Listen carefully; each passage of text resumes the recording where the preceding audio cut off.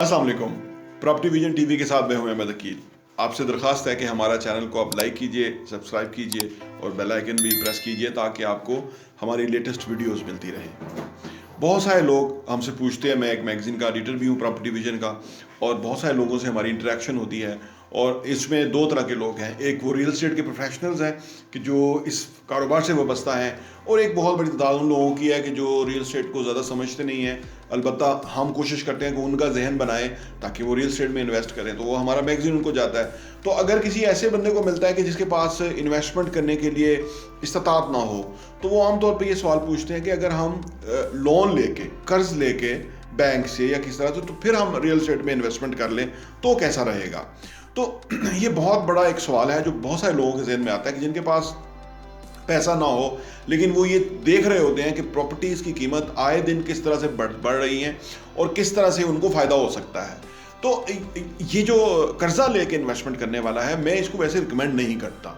और क्योंकि इसमें कर्जे में प्रॉब्लम ये हो जाती है कि रियल एस्टेट अगर आप किसी जगह आपने इन्वेस्ट किया हुआ है, ठीक है, प्राइसेस ऊपर ही जाती हैं, कम नीचे नहीं आती, लेकिन सम टाइम नीचे भी आ भी सकती हैं।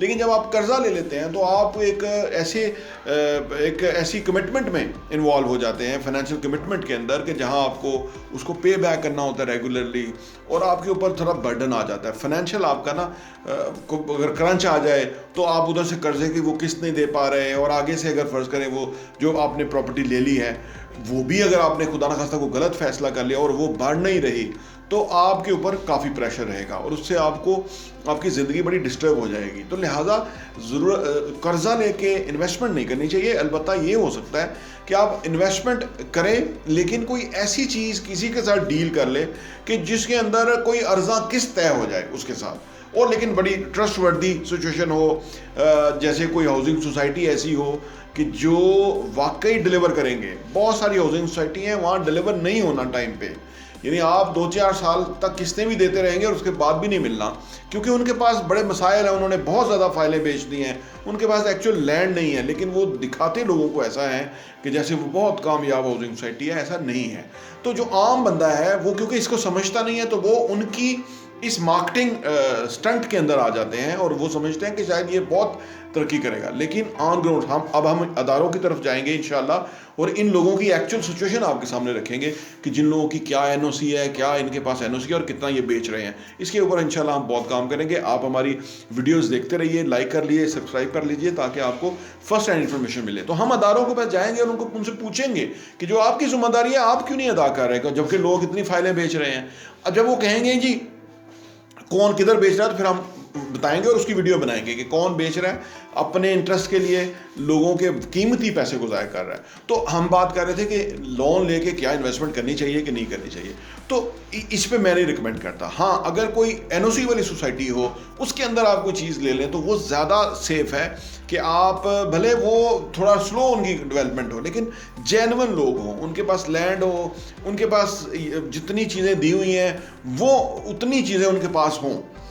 ऐसा नहीं है कि फाइलें आप किसी से खरीद लें और फाइल तो फाइल है, एक्चुअल प्रॉपर्टी तो नहीं है, तो वो वहाँ आपका नुकसान हो जाएगा। आप अपनी प्रॉपर्टी के लिए या इन्वेस्टमेंट करने के लिए भले स्लोली अपना पैसे को रेज करना शुरू करें।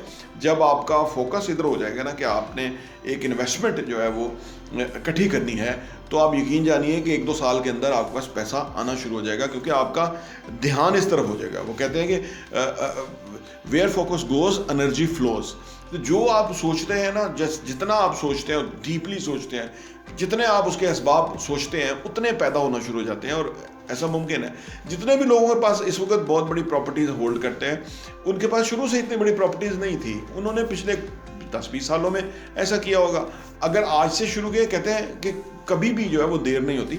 अगर आप आज से शुरू कर दें तो आप अपना पैसे को किसी बड़ी सेविंग के अंदर कन्वर्ट कर सकते हैं, तब आप जाके प्रॉपर्टी ले सकते हैं। लेकिन अगर आप बैंक से कर्जा लेके, हाँ, अगर मेरा घर हाउसिंग स्कीम है, मेरा पाकिस्तान मेरा घर, तो उसके अंदर आपको कर्जा मिल जाए तो वो तो रीजनेबली बेहतर है, क्योंकि उसमें इंटरेस्ट रेट नीचे है, गवर्नमेंट सब्सिडी दे रही है उसके अंदर, तो वो तो सही है। अदरवाइज अगर आप इस तरह बैंक से कर्जा ले लेंगे, हाउस लोन ले लेंगे, जो लोग लेते हैं वो बहुत ज़्यादा पैसा उनको अदा करना पड़ जाता है। तो कर्जा लेके इन्वेस्टमेंट नहीं, इन्वेस्टमेंट आप थोड़े पैसे से जनरेट करेंगे तो एक वक्त आएगा कि वो इन्वेस्टमेंट बड़ी इन्वेस्टमेंट की शक्ल इख्तियार कर लेगी और आप फिर उस जगह को बेच के जो भी आपने इन्वेस्टमेंट की है फिर किसी और इन्वेस्टमेंट में डाल सकते हैं। तो कर्जा लेके इन्वेस्टमेंट करना मैं रिकमेंड नहीं करता, इससे आपके ऊपर एक बहुत बड़ा बर्डन आ जाएगा। और कर्ज की जो इकानमी है वो इंतहाई ख़तरनाक है। आपने हमारे मुल्क के अंदर देख ही लिया कि क्या सूरत हाल है।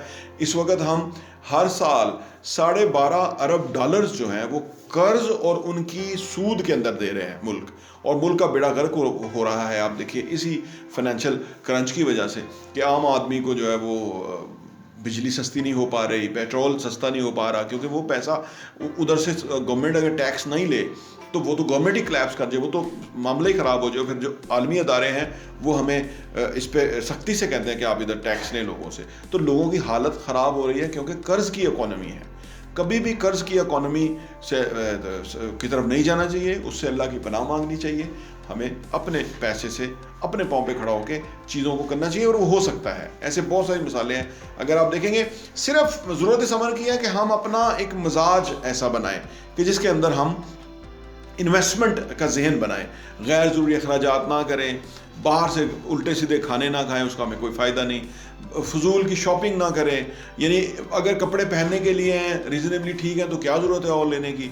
लोग इन चीज़ों को छोटा समझते हैं कि 2000 से 5000 से क्या फ़र्क पड़ेगा। असल में ये एक हैबिट का नाम है, सेविंग एक हैबिट का नाम है कि आप गैर ज़रूरी चीज़ों को ख़रीदने की बजाय जो चीज़ें मौजूद हैं उनको अच्छे तरीके से इस्तेमाल कर लें। हाँ, अगर किसी चीज़ की ज़रूरत हो तो आप ले सकते हैं, लेकिन गैर ज़रूरी अननेसेसरी चीज़ों को ख़रीदना, यानी एक बंदे की तनख्वाह 25,000 है, आप सोचिए, तो वो जाके 3-4 हज़ार का खाना भी खा लेता है महीने में दोस्तों के साथ मिलकर, तो ये बहुत बड़ा इसराफ़ है। क्योंकि उसकी अपनी उसके सूरत हाल के तहत ही उसको चलना चाहिए। ऐसा नहीं कि वो अखराजात उसका जो है वो लाख रुपए इनकम वाले हों और तनख्वाह उसकी 25,000 हो। तो लिहाजा अपने हिसाब से अपने आप को मैनेज करके चलना ज़्यादा बेहतर है, बजाय कि कर्ज़ लेना और फिर कल को बंदा प्रॉब्लम में ना चला जाए। बहुत बहुत शुक्रिया।